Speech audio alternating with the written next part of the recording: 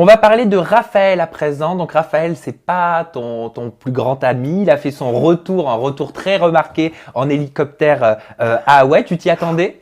Non, mais j'étais mais au bout de ma vie. Je me suis dit, bon, qu'est-ce que je vais faire? Et je vais tenir la chandelle. Je vais ennuyer un peu gentiment Jeff et Andréane, histoire de pas trop m'ennuyer pendant ces 24 heures qui vont être super longues. Et de là, en plus, je vois Raphaël.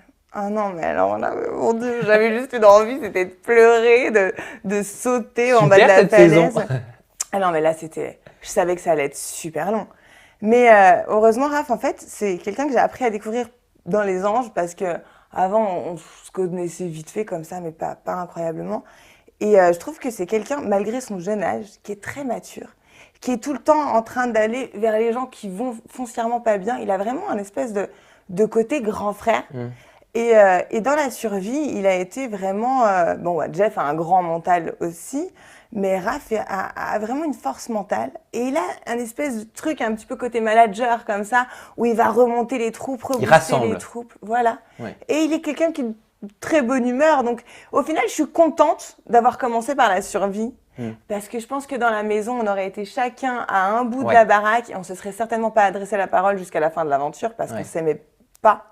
Donc voilà, je suis contente d'avoir pu changer d'avis sur lui. Et voilà. D'où venait justement ce ressentiment? Ça vient de Friends Trip en fait. Parce que quand je suis arrivée sur le ponton, la première épreuve, j'ai dit je vais tous vous sauter en l'air comme des pop-corn et tout, machin. Mais c'est pour rigoler. Mais lui, il a super mal pris. Il m'a dit ah ouais, t'es contre notre équipe, dès qu'on peut, on va te faire sauter. C'est à cause de son vote à lui que je me suis fait éliminer dès le tout début. Donc quand je suis revenue, il n'était pas content que je sois là. Et on était comme ça tout le temps en fait, par rapport à ça. Il me trouvait hautaine, désagréable. Peut-être qu'il le pense toujours. Je sais pas si lui, il a changé d'avis sur moi. Moi, j'ai changé d'opinion sur lui, mais lui, je sais pas. À Raphaël, parce qu'un blogueur People expliquait l'origine de votre brouille, et moi, je voulais avoir ton avis, parce que tu es quand même bien placé, toi, pour pouvoir nous répondre. Il disait que, apparemment, au mois de novembre, tu lui courais après à Raphaël. Vous seriez sortis en boîte de nuit. Tu voulais impérativement sortir avec Raphaël. Raphaël t'aurait rejeté. Et un soir, alors c'est pas moi qui le dis, un soir vous seriez rentrés ensemble et il se serait passé un rapprochement entre vous deux. Alors, Raphaël est un très beau garçon. C'est quelqu'un que j'ai croisé très souvent dans des soirées parisiennes, certes. Après, je vais pas te mentir, hein, c'est quelqu'un que je trouvais très attirant, très mignon. Voilà. Maintenant, est-ce que j'ai vraiment cherché à me mettre en couple avec lui ou pas? J'ai envie de dire ça me regarde que moi.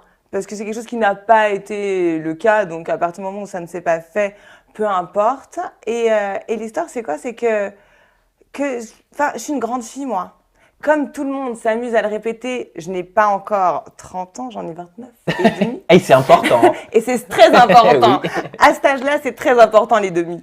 Donc voilà, j'ai 29 ans et demi et j'estime que je peux faire exactement ce que j'ai envie avec mes fesses à partir du moment où je me respecte et où je respecte les personnes avec qui j'ai des relations amicales, amoureuses. C'est pas tabou, on a le droit de faire ce qu'on veut. Je suis très heureuse aujourd'hui, je suis casée avec un homme merveilleux et tout ce qui s'est passé avant n'a plus aucune importance. Mais le fait juste, et on terminera là-dessus, le fait qu'ils disent que vous ayez eu une relation buccale, on va le dire, c'est les termes qu'il a employés, ça te gêne ou pour pas? Moi, en fait, l'histoire, c'est juste qu'il y a des journalistes, des vrais, et puis il y a des journalistes qui utilisent ce genre de termes.